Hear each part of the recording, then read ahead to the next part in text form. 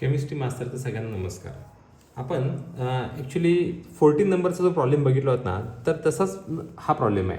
त्या प्रॉब्लेममध्ये स्पेशल काय ते समजून घ्या की याच्यामध्ये दोन सोल्युशन्स आहेत. मग गिवनमध्ये समजून घ्या. गिवनमध्ये मी काय लिहिणार आहे बघा.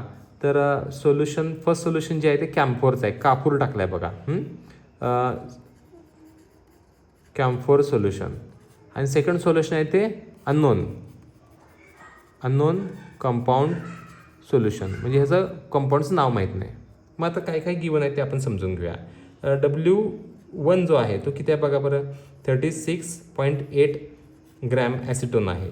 W2 किती आहे. 0.73 ग्रॅम आहे. परत इकडे जाऊया आपण दुसऱ्या सोल्युशनमध्ये. दुसरं सोल्युशन अननोन सोल्युशनमध्ये W1 किती आहे. सेम मास आहे काय बघा. सेम मास ऑफ ॲसिटोन म्हणजे किती. सेम मास म्हणजेच किती 36.8 ग्रॅम. दोघांचा मास सेम आहे. W2 म्हणजेच ह्याच्यामध्ये अननोन कंपाऊंड किती ग्रॅम टाकला आहे बघा बरं. हा 0.564 ग्रॅम. परत पुढं आणि काय म्हटलं यांनी. तर मोलिक्युलर वेट म्हणजे M2 दिला आहे त्यांनी. M2 किती दिला आहे 152 ग्रॅम दिला आहे. परत बॉइलिंग पॉईंट किती दिला आहे बघा बरं. बॉइलिंग पॉईंट ऑफ ॲसिटोन दिला आहे. बॉइलिंग पॉईंट ऑफ ॲसिटोन किती दिला आहे बघा बरं. T1:0 किती आहे 56.3 म्हणजे 30 घ्या चला तुम्हाला कळण्यासाठी. इथं पण बॉइलिंग पॉईंट तोच येणार बरं का. ॲसिटोन नाही म्हटलं तर बॉइलिंग पॉईंट काय कधी बदलत नसतो, म्हणूनच ते (0 द्यायची पद्धत आहे. बरं आता इथं सोल्युशनचा बॉइलिंग पॉईंट बघा बरं किती आहे. सोल्युशनचा बॉइलिंग पॉईंट आहे 56.55 आणि इथं सोल्युशनचा बॉइलिंग पॉईंट किती आहे बघा बरं 56.46 डिग्री सेल्सिअस. लगेच लागलंच इथं ΔTB पण काढून घ्या. दोन्हीला फरक बघा बरं किती आहे 30-40 आणि 40 50 55 म्हणजे 0.25 हा काय आहे तर तुमचा ΔTB आहे. इथं ΔTB किती येतो आहे बघा बरं 30-40-46 म्हणजे 0.16 डिग्री सेल्सिअस हा तुमचा काय आहे ΔTB आहे. आता हे सगळं आहे. आता आपल्याला काय काढायचं आहे तर तुम्हाला M2 काढायला सांगितलं आहे. काय काढायचं आहे M2. मग फॉर्म्युला काय येतो बघा. Formula M2 is equals to काय फॉर्म्युला आहे KB into W2 into 1000 upon ΔTB into W1. माझ्याकडे KB नाही आहे, मला KB काढायला पाहिजे. W2 आहे, ΔTB आहे, W1 आहे, पण KB नाही आहे. मग हा KB काढण्यासाठी इकडे यावं लागेल आपल्याला. कारण ह्याचा सॉल्व्हंट कोण आहे तर ॲसिटोन. याचा सॉल्व्हंट कोण आहे ॲसिटोन. म्हणजे हे जे काय ॲसिटोन आहे की नाही हा सॉल्व्हंट ह्याच्यासाठी पण आहे आणि ह्याच्यासाठी पण आहे. त्यामुळं याचा ॲसिटोनचा बॉइलिंग पॉईंट इथं आहे. ह्या ॲसिटोनचा बॉइलिंग पॉईंट हे बॉइलिंग पॉईंट सेम दिलेत बघा. म्हणजे दोन्हीचा सॉल्व्हंट सेम असल्यामुळं ह्याचा KB आणि ह्याचा KB कसा असतो सेम असतो. मग आता आपल्या इथं काय काढावं लागेल टू फाइंड. काय फाइंड आउट करावं लागेल KB पहिला फाइंड आउट करावं लागेल. मग KBसाठी फॉर्म्युला वापरावं लागेल. फॉर्म्युला बघा बरं KB काढायचं असेल तर बघा हा KB काढायचा आहे. Formula M2 into ΔTB into W1 upon काय येणार बघा बरं. KB काढायचं आहे. हा इथनं इकडे मल्टिप्लाय झाला राहिलं कोण W2 इंटू 1000. आता सगळ्या व्हॅल्यूज पुट करूया आपण. बघा M2 किती आहे आपला. M2 आहे 152 इंटू ΔTB किती आहे 0.25 इंटू W1 किती आहे 26.8 अपॉन W2 किती आहे W2 0.73 इंटू 1000. 1000 याला मल्टिप्लाय केलं तर 730 येते. आपण ते करून घेऊया परत. आता आपण हे लॉग टेबल सॉल्व्ह करूया. 15चा 2मध्ये लॉग बघायचा म्हणजे इथे किती आला 2.1 आणि 2 15चा 2मध्ये लॉग. मी पटपट लॉग बघतोय. 15चा 2मध्ये लॉग आहे तो 18. परत याचा कॅरेस्टिक येतो 1.25चा लॉग बघायचा आपल्याला. 25 लॉग 3979. परत याचा कॅरेस्टिक येतो 1.26चा 8मध्ये 26चा 8मध्ये 4281. ह्या तिघांची काय करायचे सम करायचे आहे. 8 परत सम करायचे ना.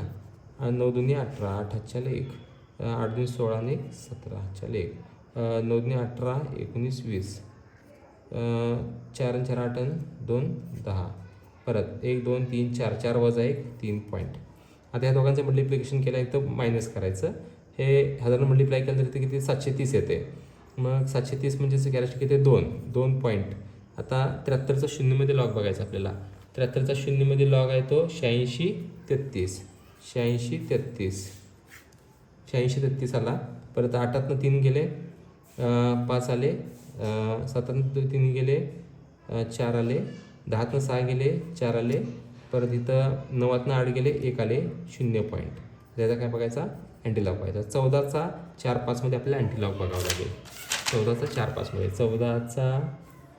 14चा 4 आणि 5मध्ये किती आहे म्हणजे 2 म्हणजे 95 1395 हा काय आला माहिती आहे का आपल्याला, तर हा KB आला 1395. पण हा 0 पॉईंट म्हणजे 1.395 आला. मग हा KB आपल्याला आता वापरायचा आहे. बघा बरं, KB is equals to 1.395 kelvin kg per mole. हा KB आपण इथं यूज करणार. हा KB इथं मिळायला आपल्या इथं वापरायचा आहे. बघा बरं, इथं KBचा मी व्हॅल्यू पाठवतो 1.395 इंटू W2 बघा बरं किती आहे 0.564 इंटू 1000 अपॉन डेल्टा TB किती आहे 0.16 इंटू W1 किती आहे 36.8. आता ह्यांचं आपल्याला मल्टिप्लिकेशन करावं लागेल. आता 0 पॉईंट आता याचा अँटीलॉग हा एवढा आला आहे म्हणजे याचा लॉग आपल्याला आता याचा लॉग बघावा लागेल. 13.9 5मध्ये लॉग बघितला आहे आपण, प्लस 1.56चा 4मध्ये लॉग बघायचा आहे. तर एक मिनटं 13.9 5मध्ये लॉग बघून घेऊया. 13.9 5मध्ये किती आहे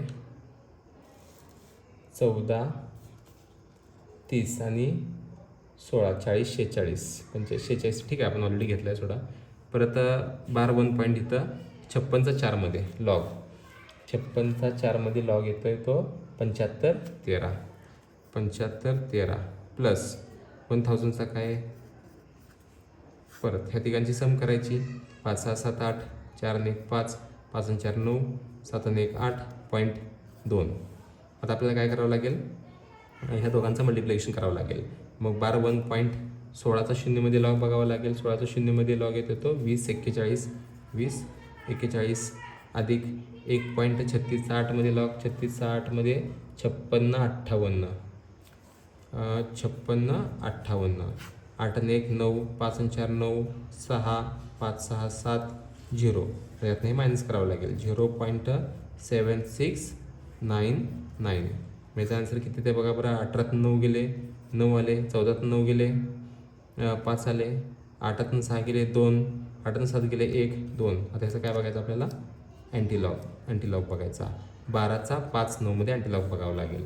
12चा 9 5मध्ये अँटीलॉग 12चा 9मध्ये 5मध्ये आहे 2 48 1348 0 पॉईंट म्हणजे 1.3.